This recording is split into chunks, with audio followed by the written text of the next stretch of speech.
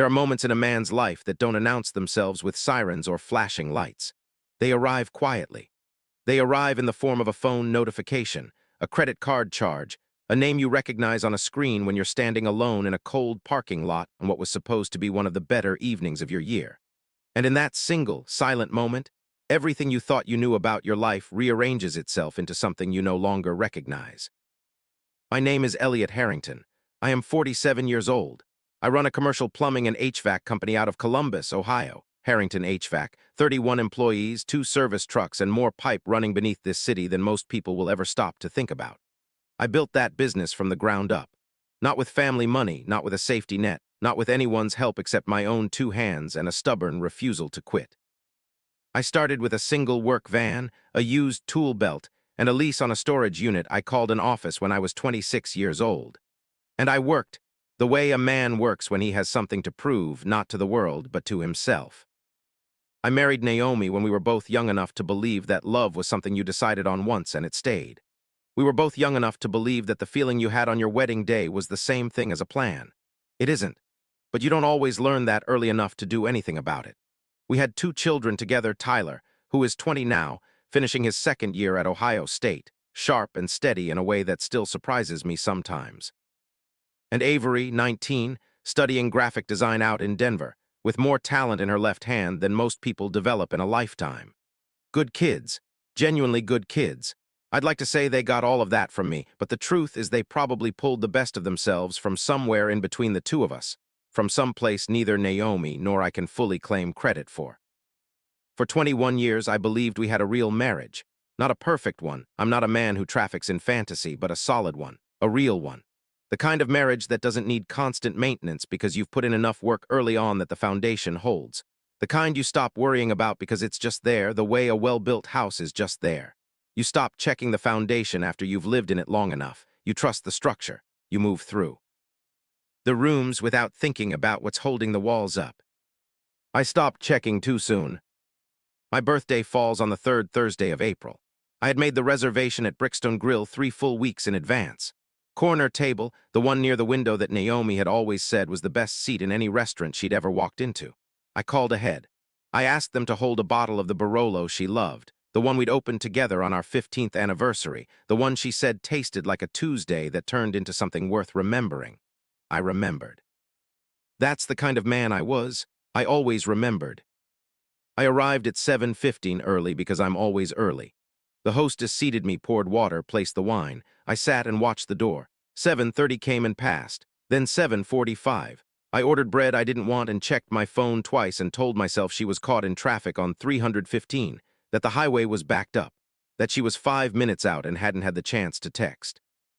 At 8:00, the text arrived. Last-minute client emergency. I'm so sorry, don't wait up, love you. No happy birthday. Not a single word about what day it was.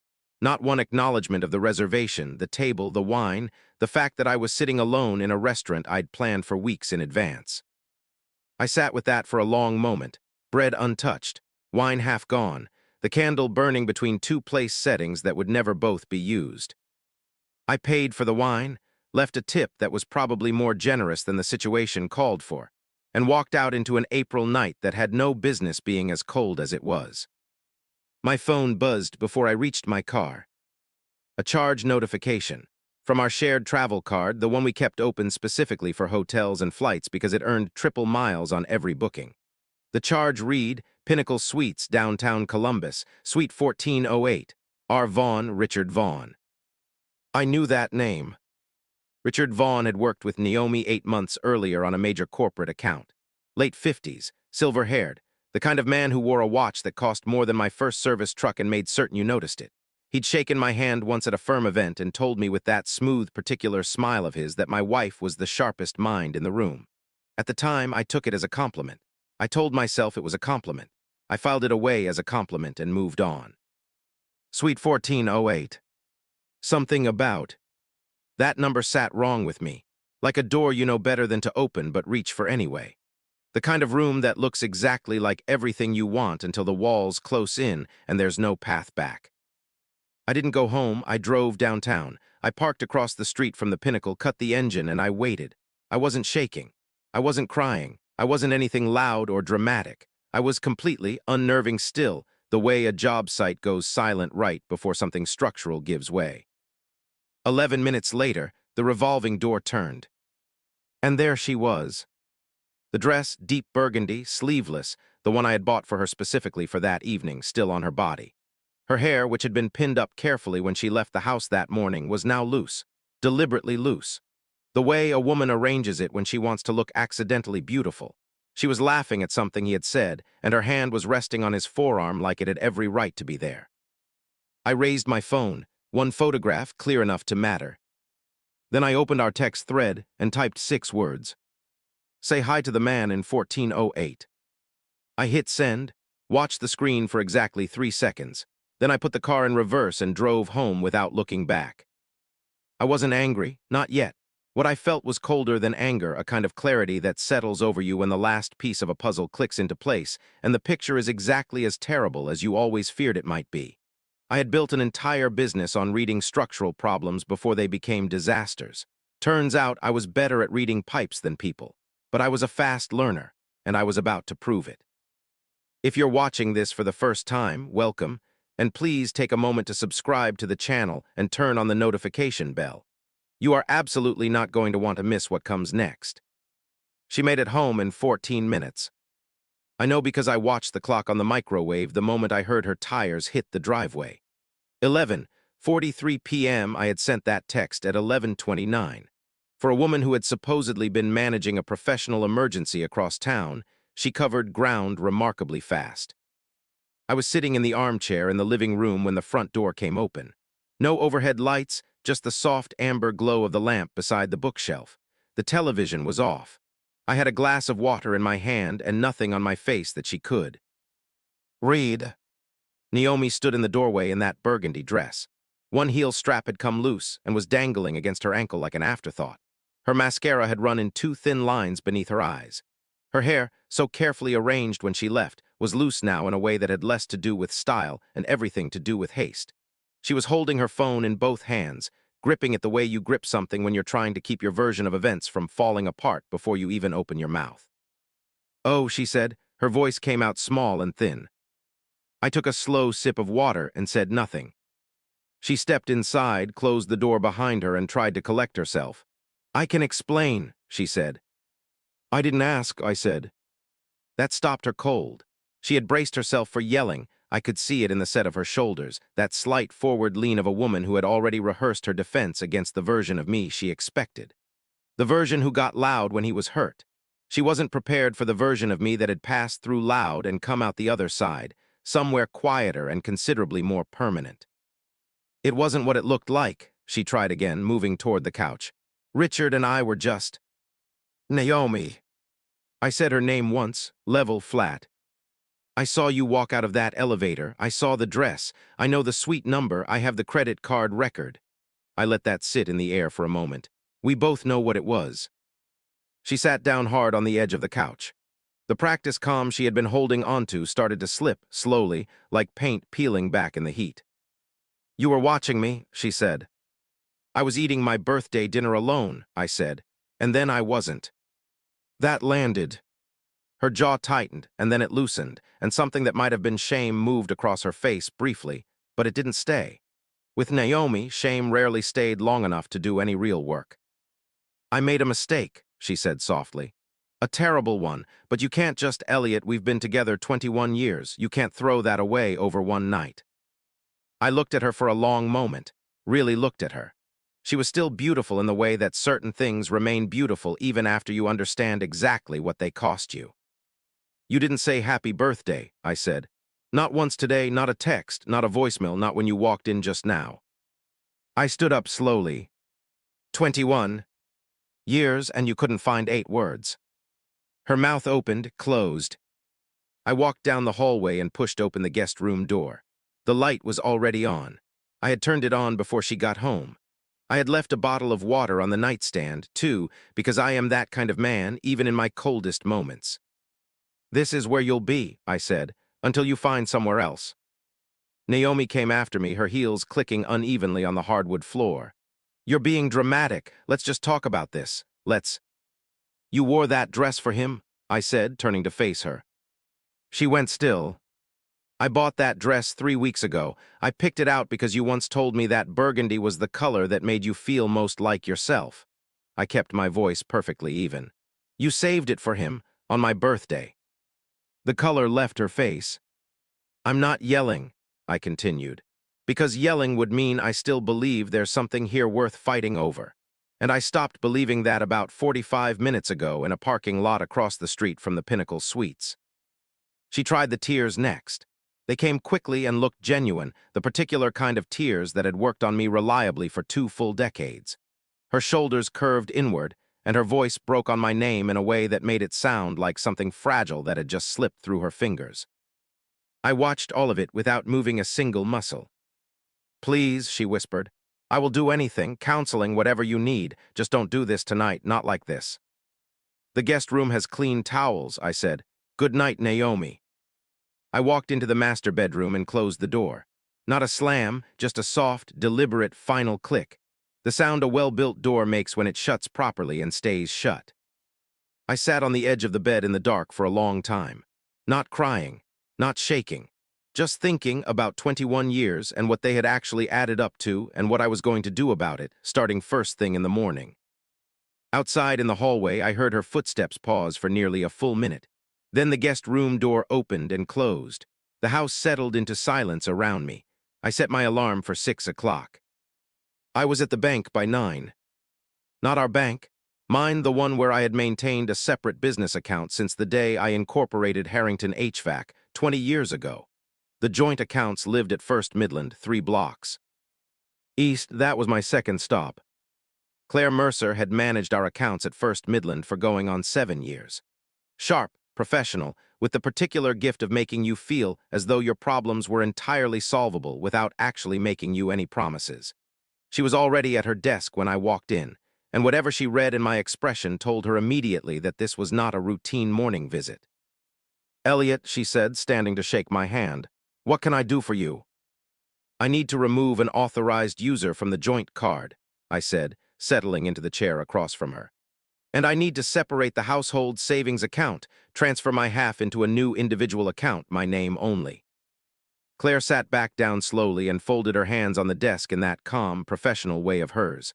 Of course, I'll need your photo, ID, and the account numbers. She paused, briefly, almost imperceptibly.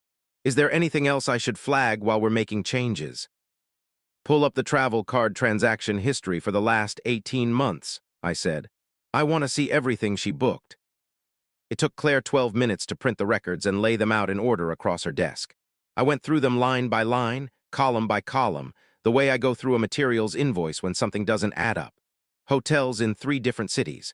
Restaurant charges that matched no trip we had ever taken together. 2 spa visits in February, a month when Naomi had told me she was at a professional conference in Cincinnati. The numbers told a story that was older and wider, and considerably more expensive than a single birthday dinner at the Pinnacle Suites. I thanked Claire, signed what needed signing, walked out with a new debit card in my wallet and a very clear picture of exactly how long I had been the last person in my own life to know what was happening in it. My next stop was Frank Doyle's office on High Street. Frank was 58 years old, built like a man who had played linebacker in college and never entirely decided to stop. He had the kind of legal mind that made opposing counsel visibly uncomfortable from the moment they sat down across the table from him. I had used him twice before on business contracts. He had told me once over bourbon at a firm event that the most expensive thing a man could do was walk into a divorce without preparation. I had laughed at the time. I was not laughing now. His assistant showed me, and without an appointment, I had texted ahead. Frank was already on his feet when I came through the door, hand extended. Tell me, he said. I told him everything, the credit card alert, the hotel, the dress, the text. Then I opened the folder I had brought and slid it across his desk, account statements, property documents, and the prenuptial agreement that Naomi had signed 11 years ago over a dinner she had described as unnecessary but fine. She treated it like a formality the day she signed it. I had always treated it like what it actually was, insurance. Frank read through everything without saying a word. When he reached the prenuptial agreement, he set it flat on the desk and looked at me with something close to professional admiration. The infidelity clause is solid, he said. Witnessed, notarized, filed correctly. Her attorney will challenge it. They'll lose. He tapped the property pages. The HVAC business, fully premarital, founded 2 years before you met. I confirm the lake house is held in a land trust established after your father passed. He looked up. Conditional living trust, clause 4C, infidelity by either party. Occupancy and beneficiary rights revert to the grantor immediately. That's me, I said. Frank was quiet for a moment. Then he set down his pen and looked at me directly. Elliot, he said, you built a better legal wall around this marriage than most men build around their businesses. I build things for a living, I said. I know what happens when you skip the load-bearing parts. He nodded slowly. How do you want to move? Quietly, I said. Certified mail on the trust. Asset separation notices on everything she's touched. No courtroom drama, no raised voices. I sat back in the chair. I want her to feel the ground disappear beneath her feet because that is exactly what happened to me. Frank picked up his pen again. I'll have the trust notice drafted by Thursday. I drove home through midday traffic, thinking about those 18 months of credit card statements spread out across Claire's desk. The conferences that were not conferences, the February spa visits, the number of times I had accepted an explanation without question because the alternative was a conversation I did not feel ready to have. There is a particular kind of anger that does not announce itself. It doesn't raise its voice, doesn't slam things, doesn't demand an audience. It simply settles into your chest like a cold, smooth stone and stays there, certain, immovable, patient. You carry it with you through ordinary things, through driving and eating and talking to clients and signing invoices. It doesn't weigh you down so much as it holds you steady, gives you ballast, gives you direction. That's what I had by the time I pulled back into my driveway. Naomi's car was gone. She had left while I was out, which was fine by me. I went inside, changed into work clothes, and did what I have always done when I need to think clearly. I drove out to a job site in Westerville where my crew was running new HVAC lines through a 3-story office building, and I worked beside them for 3 hours without saying a single word about anything except pipe diameter and airflow calculations. By 6 o'clock that evening, the certified mail had been scheduled, the bank changes had processed, and Frank Doyle had left a voicemail confirming the trust notice would go out Thursday morning. I stopped at the grocery store on the way home, picked up a ribeye, a russet potato, and a bottle of Barolo, the same one I had opened alone at Brickstone 2 nights earlier. I cooked myself dinner, ate at the kitchen table with the television off and the house quiet around me. It was the best meal I had eaten in months. Has life ever surprised you in a way you weren't ready for, a moment when everything became clear all at once? If so, write it in the comments. We'd love to hear from you. The call came on a Wednesday morning. I was between site visits, parked outside a coffee shop in Dublin with a large black coffee and a folder of subcontractor invoices I had been meaning to review for a week. My phone buzzed on the passenger seat and the screen read, Roy Caldwell. I stared at it for a second. Roy was Naomi's father, 72 years old, 31 years with the Columbus Fire Department before his retirement. The kind of man who shook your hand like he was checking your structural integrity, firm, measured, telling. We had always gotten along well. He had told me early in my marriage that I was the first man Naomi had brought home who looked him in the eye when he asked a direct question. I had taken that as the highest kind of praise. I answered on the third ring. Elliot, he said. His voice was exactly what it always was, low, unhurried, the voice of a man who had walked into burning buildings for 3 decades and learned not to rush anything.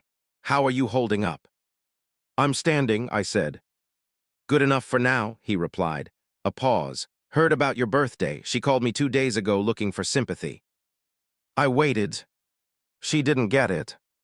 Another pause, shorter this time.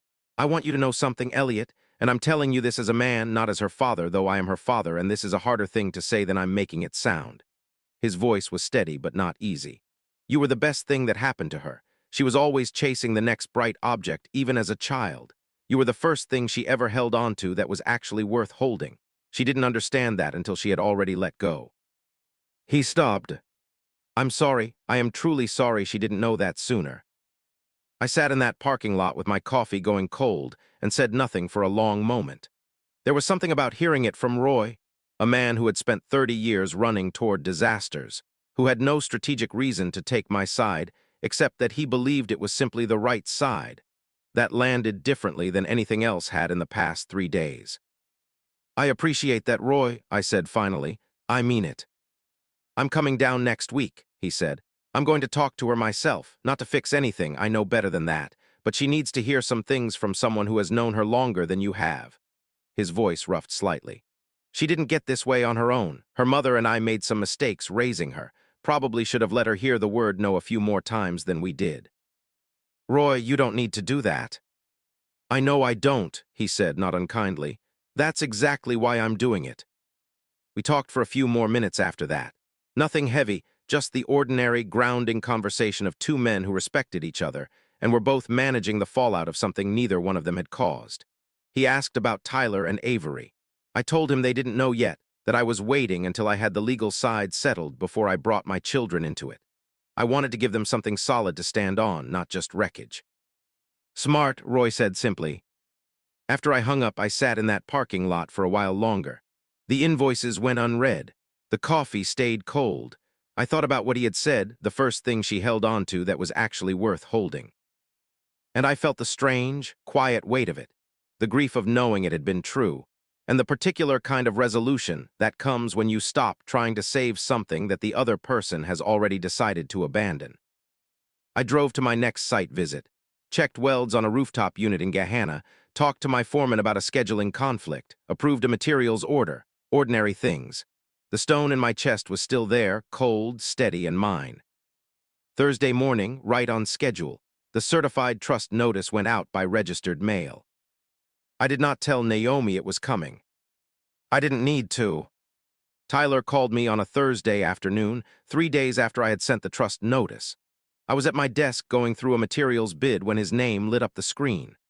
I answered on the second ring, a habit I had kept since both kids left for college, because unanswered calls from your children have a way of aging you in minutes before you can call them back. "Hey, Dad." His voice was flat in the specific way that meant he was working towards something. Tyler was like me in that regard. He buried the headline, circled around it, made sure he had the right words lined up before he committed to using them. "Hey, Bud," I said, "what's going on?" A pause. I saw something on LinkedIn about a firm called Kellerman Associates. A post, some woman wrote something long about a client conflict and professional misconduct. He stopped. "Mom's name wasn't in it, but I know people at her firm, Dad. It wasn't hard to figure out." I set down my pen. "Tyler," he said, "is it true?" Not angry yet, just careful. The way you are careful when you're standing on ice and you have no idea yet how thick it is beneath your feet. I could have softened it. I could have said it's complicated, or let me talk to your mom first, or any of the practice things parents say when they're buying time they haven't actually earned. But Tyler was 20 years old, and he had asked me a direct question, and I had spent his entire childhood teaching him that direct questions deserved direct answers. "Yes," I said, "it's true." The silence that followed lasted about 4 seconds. Then he exhaled, long, slow, the sound of something that had been holding pressure finally releasing. "How long have you known?" "A week," I said. "I've been handling the legal side before saying anything to you or your sister. I didn't want to bring either of you into it. Until I had something solid to tell you, facts, not noise." "Avery doesn't know yet." "Not yet. I was going to call her tonight." Another pause. "Do you want me to come home?" That question, quiet, immediate, no hesitation, did something to my chest that I had not expected and was not entirely prepared for. "No," I said. "Stay at school, keep your grades where they are. That is what I need from you right now." "Dad," he said it the way his grandfather Roy said my name, like a complete sentence unto itself. "I'm okay, Tyler," I told him. "I mean that." We talked for another 20 minutes. I gave him the facts without editorializing, let him process at his own pace, answered what he asked and didn't volunteer what he hadn't asked for. By the end, he was steadier, not okay, because you don't get okay in 20 minutes, but steady. And that was enough for now. Avery was a different kind of conversation entirely. She called me before I had the chance to call her, which told me immediately that Tyler had picked up the phone the moment we hung up. She came in fast and tight-voiced, the particular brightness in her tone that meant she had been crying before she dialed. "Tell me it's not what Tyler said," she started. "Avery." "Just tell me, Dad, I can't." "I can't tell you that," I said quietly. Because it is. The sound she made wasn't quite a sob.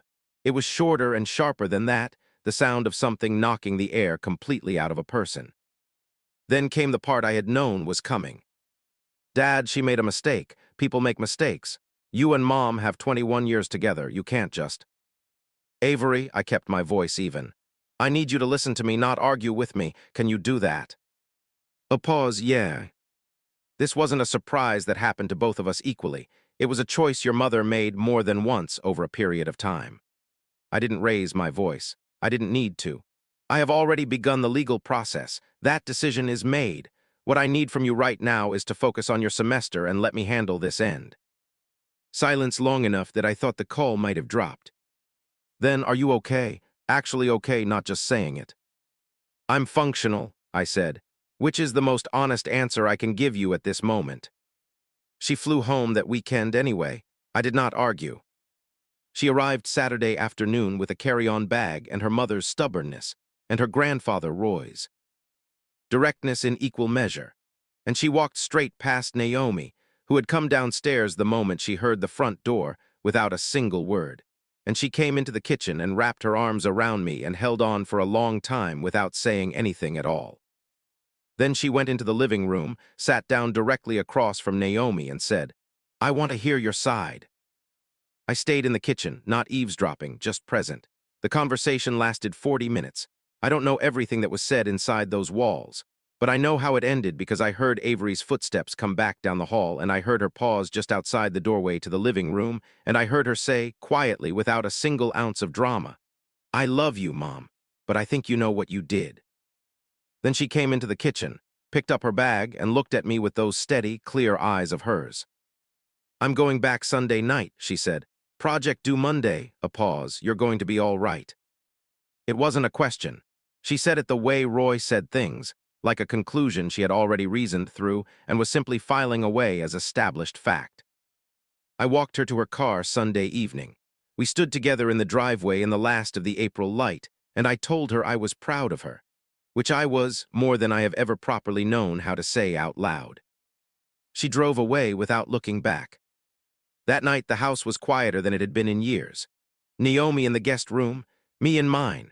Somewhere between 9 o'clock and midnight, I heard Naomi crying softly through the wall, not performing, not angling for effect, not composing herself for an audience. Just crying the way people cry when there is no one watching and no purpose to it except that the body insists. I lay in the dark and listened and felt nothing except a distant, exhausted kind of pity, the kind that costs you something to feel but costs you nothing to let go of. Then I went to sleep. If this story is touching you, please give it a like and share it with someone who you think would understand. Stories like this remind us that we are never as alone in our experiences as we sometimes feel. The post went live on a Monday.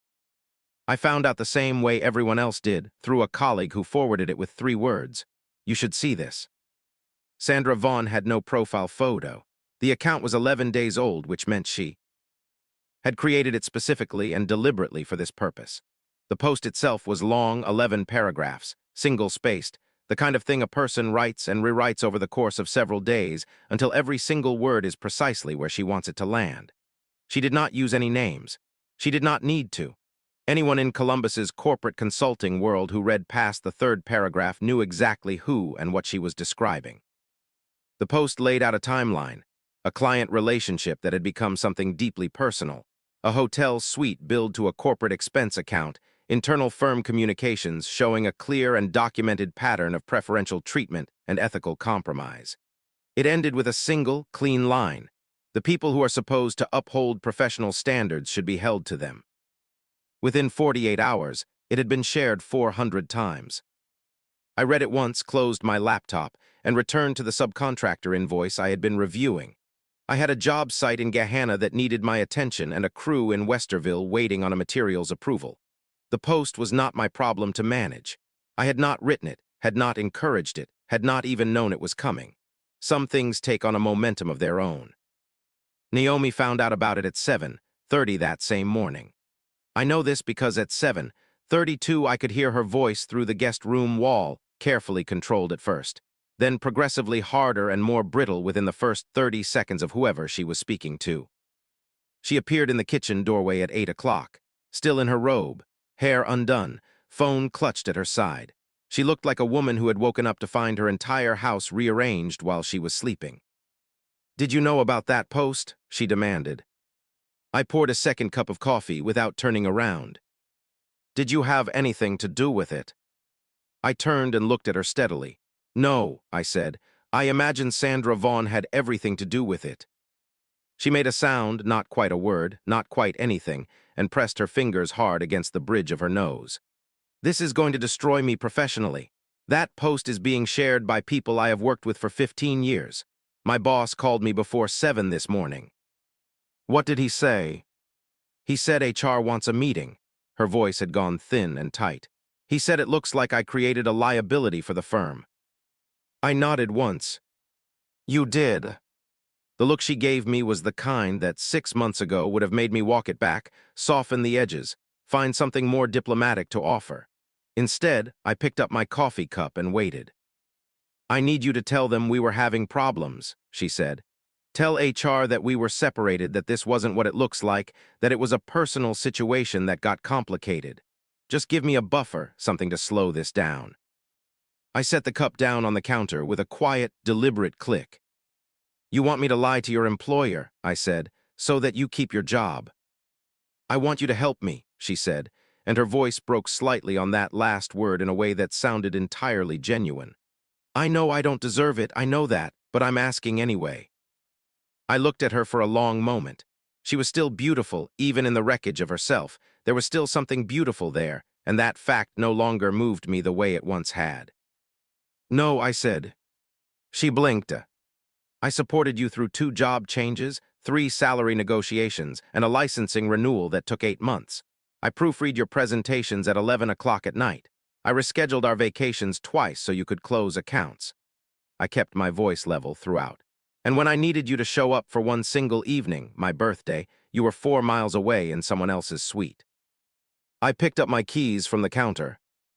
"Your career is not my responsibility to protect." She didn't answer. The fight had gone out of her somewhere in the middle of that, and what was left was something rarer and less polished. A woman in a bathrobe standing in a kitchen that was slowly, certainly, becoming someone else's. I walked past her and out the door. By Thursday, the HR investigation had expanded. By Friday afternoon, Naomi had been placed on unpaid administrative leave pending a formal review. Her boss, a careful man who had spent 20 years keeping his firm's name out of newspaper headlines, had absolutely no appetite for the story that Sandra Vaughn's post was telling. I heard Naomi on the phone again that evening, different tone entirely, quieter, more carefully measured. She was calling an attorney. Good, she was going to need one. The certified envelope arrived on a Thursday morning. I know the exact moment because I was sitting at the kitchen table with my second cup of coffee when I heard the mail slot open, and the sound of the envelope landing on the hardwood floor was different from the usual soft flutter of ordinary mail. Heavier, deliberate, the sound of something official announcing its own arrival. I didn't move.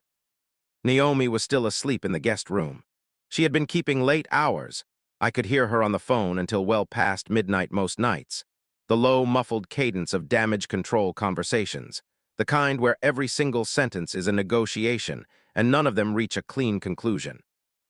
I heard her wake at 8:40, the guest room door, the bathroom, the shuffle of slippered feet on the hallway floor, and then a pause. She must have seen the envelope from the end of the hall.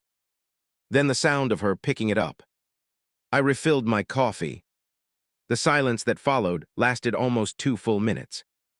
Then came a sound I had been waiting for without quite realizing I was waiting for it. A sharp, involuntary intake of breath, like a person stepping off a curb they did not see coming. Then faster footsteps. Naomi appeared in the kitchen doorway holding the open envelope in both hands, the letter inside partially unfolded, her face completely stripped of its usual composure. "What is this?" Raw edges where the polish used to be. "It's a formal notice from the trustee of the Harrington Land Trust," I said. "Clause 4C has been triggered. Occupancy and beneficiary rights on the lake house revert to me, effective immediately. You have 10 days to remove any personal belongings stored on the property." She stared at the letter, then at me.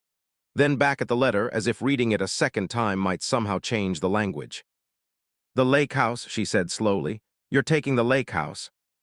"I'm not taking anything," I said, keeping my voice perfectly even. "The trust document has a clause for exactly this situation. You signed a marriage settlement agreement that acknowledged the trust terms. This is the clause activating. I didn't write it last week. I wrote it 11 years ago." She set the letter on the table and pressed both palms flat against it, as though she could physically hold the words down. "You built a legal trap and waited for me to walk into it." "I built a contingency," I said. "The same way I build contingencies into every contract I sign because I understand what happens to structures that don't account for failure points." I looked at her steadily. "You called that approach overly cautious once. You said only paranoid men plan for marriages falling apart." Her jaw tightened. "You were planning for me to cheat on you." "I was planning for the possibility that either of us might make a catastrophic mistake," I said. "Turns out the planning was necessary." She picked up the letter, turned away, and moved to the window. Her shoulders were rigid. Her breathing was audible. Outside, the April morning was doing exactly what April mornings do in Ohio: gray sky, light wind. The neighborhood going about its ordinary business without any awareness of what was unfolding inside this kitchen. "That place is mine, too," she said finally, and the anger had gone completely out of her voice. What was left was quieter and considerably more honest. Not a woman mounting a defense, but a woman arriving at the true, full cost of something she had chosen. "I spent every summer there for 15 years. I planted those hydrangeas along the south fence. I chose every piece of furniture in that living room." "You did," I agreed. "And I paid the property taxes every year. I fixed the roof in 2019. I replaced the water heater the summer before last because I knew what deferred maintenance does to a structure over time." I paused. "You planted the hydrangeas. I kept the foundation solid. We both know which one of those things the house actually needed."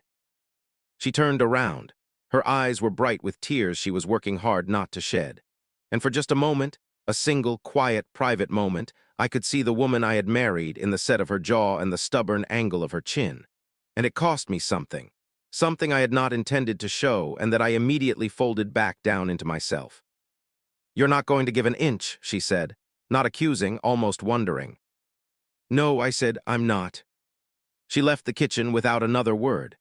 An hour later, I heard her on the phone with her attorney, voice clipped, tight, asking about contesting trust documents. Her attorney must have given her the answer Frank Doyle had already anticipated because the conversation ended quickly and quietly. That afternoon, I drove to the lake house alone. It was a 2-hour drive northeast, Columbus suburbs giving way to flat farmland, and then to the particular gray-green of an Ohio Lake District in early spring. I parked in the gravel drive, unlocked the front door, and walked through each room slowly. The furniture Naomi had chosen was still there: the linen sofas, the reclaimed wood dining table, the gallery wall of framed photographs that stopped just short of being sentimental. All of it solid and well chosen. I would give her that much. I walked down to the dock and stood at the end of it for a long time. The water was steel-colored and perfectly flat. 20 yards out in the shallows, a heron stood absolutely motionless, patient and still, waiting for exactly the right moment. I understood the posture completely. I drove back to Columbus as the light began to fail, stopped for gas, picked up groceries, cooked dinner. Naomi's car was gone when I got home. She had gone to her sister's for the night, which suited us both. I ate alone in a quiet house. And the quiet felt less like absence this time, and more like room to breathe. Richard Vaughn came to my door on a Saturday morning. I had half expected it, the way you half expect certain kinds of weather, not because you have checked the forecast, but because you have lived long enough to recognize how these particular things tend to move. He was the type of man who believed that every problem yielded to a direct conversation, preferably one he initiated, at a time and location of his own choosing. I was in the driveway when he pulled up, washing my truck, sleeves rolled, radio playing low from the open garage. I watched him park his Audi at the curb, straighten his jacket as he stepped out, and walk up the driveway with the measured, composed stride of a man rehearsing himself as he moved. He stopped 6 feet away and extended his hand. "Elliot," he said, "I'd like to talk man to man." I looked at the hand for a moment, then I looked at his face. Then I turned back to the truck and ran the sponge across the hood. "Say what you came to say," I told him. He lowered his hand without missing a beat. I'll grant him that he had composure. "I know there's nothing I can say that makes this right," he began.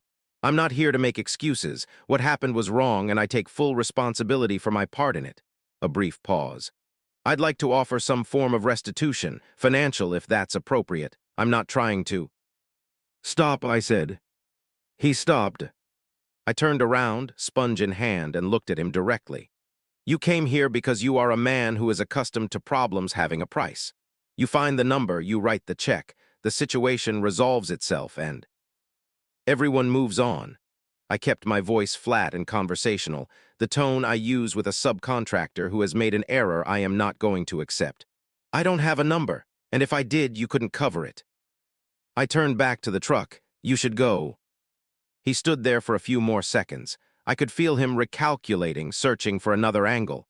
There wasn't one. "For what it's worth," he said quietly, "she talked about you more than you would probably want to know." "I'm sure she did," I said. "Doesn't change a single thing." His footsteps retreated down the driveway. The Audi door opened and closed. He pulled away from the curb cleanly. No drama, no delay. Whatever he had come hoping to walk away with, he had not found it here. I finished washing the truck. The following Tuesday, I made a call to the dealership where I leased 2 of the company vehicles. One was my own, the F-250 I used for site visits. The other was a black Lexus SUV registered under Harrington HVAC LLC, which Naomi had been driving for 3 years under what she had always referred to, with a comfortable vagueness, as a family arrangement. It was not a family arrangement. It was a company asset, leased under a corporate account, insurance paid by the business, maintenance scheduled through my fleet account. Her name appeared nowhere on a single piece of documentation. I called the fleet manager, arranged a voluntary return, had the vehicle picked up from her sister's address where it had been parked since Naomi's move. No confrontation, no conversation. A transport driver arrived, collected the keys from the building's front desk where I had arranged to have them left, and the Lexus was gone by 2 in the afternoon. I transferred the lease equivalent savings for the remaining term directly into Tyler's education fund, $4,100. Moved quietly, the way I prefer to move things. Naomi called at 4:17. I let it go to voicemail.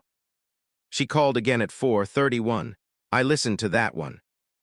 Her voice in the message was somewhere between fury and disbelief, the particular kind that does not come from genuine surprise, but from the very specific outrage of a person who assumed an arrangement was permanent and has just discovered it was always conditional. She used the word unfair twice. She used the phrase "you can't just once." I could, in fact, just. I deleted the voicemail, placed my phone face down on my desk, and returned to the materials estimate. I had been working on a large commercial retrofit in Dublin, a 12-unit office complex needing full HVAC replacement. The bid was due Friday morning. I worked until 7, made a sandwich, and took a slow walk around the block as the sun went down, hands in my pockets, the neighborhood settling into its evening routines all around me. Lawnmowers finishing their last passes. Children called in from yards. Porch lights coming on one by one, like small, quiet declarations that ordinary life was continuing regardless. I thought about the hydrangeas along the south fence of the lake house.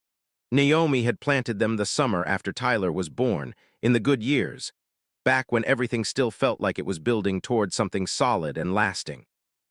They were beautiful plants. I would water them every year. I would keep watering them. Dennis Carver told me the rest.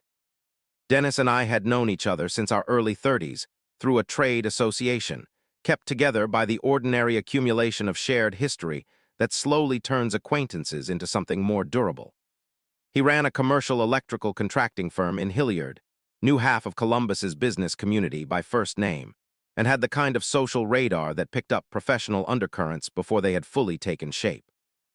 He called me on a Wednesday afternoon and asked if I had time to talk. I told him yes. He drove over, sat at my kitchen table, and said what he had to say without any dressing. "I saw Naomi with Vaughn back in October," he said. "At the Capitol Club, they were having dinner." He looked at me steadily. "It wasn't a business dinner." A pause. I told myself I wasn't sure. I told myself I might be misreading the situation. Another pause. I've been telling myself that for 6 months. I looked at him across the table. 6 months, Dennis. I know, he didn't look away. I was wrong to wait. I'm not going to pretend otherwise. I stood, walked to the window, looked out at the backyard. The apple tree Naomi had planted the spring after we moved in was beginning to bud, small, pale green, indifferent to everything. We've been friends for 16 years, I said. We have, he agreed. And you sat on that for 6 months. I did. He didn't flinch from it. I told myself I was protecting the marriage. I was actually just protecting myself from a hard conversation. I turned around. There was real accountability in his face, not performance, not an angle. Just a man who had made the wrong call and was willing to own it fully and completely. That counted. It didn't erase 6 months, but it counted. I need some time, I said. He nodded, stood, put on his jacket. I'll be here when you're ready. He left without asking for forgiveness, which was exactly the right instinct. Forgiveness, when it came, would come on my schedule. 3 days later, it was made official. HR had completed its review, the expense report irregularities, the ethical conflict with the Vaughn account, the LinkedIn fallout. Taken together, they had built a case that Naomi's managing partner apparently had no appetite whatsoever to defend. Her access was revoked on a Friday morning. Her name disappeared from the firm's website by noon. She came home that afternoon carrying a small cardboard box, the kind of box that holds exactly one desk worth of a professional life, and know what I keep thinking about, Dad? You made that reservation 3 weeks ahead. You called about the wine. A pause. You were trying. I was, I said. That matters, she said, even if it's too late for it to matter the way it was supposed to. I sat with that for a long time after we hung up. 8 months later, on the 3rd Thursday of April, I made a reservation at Brickstone Grill. Same table, corner by the window. I called ahead about the Barolo. Tyler drove down from Columbus. Avery flew in from Denver. She had booked the flight 2 weeks earlier without saying a word to me about it. She showed up at the house Friday morning with a duffel bag and the quiet, settled confidence of a young woman who had decided that certain things were simply worth showing up for. We got to the restaurant at 7:15. The hostess led us to the corner table, and Tyler held out the chair across from him for his sister with an automatic, easy curt.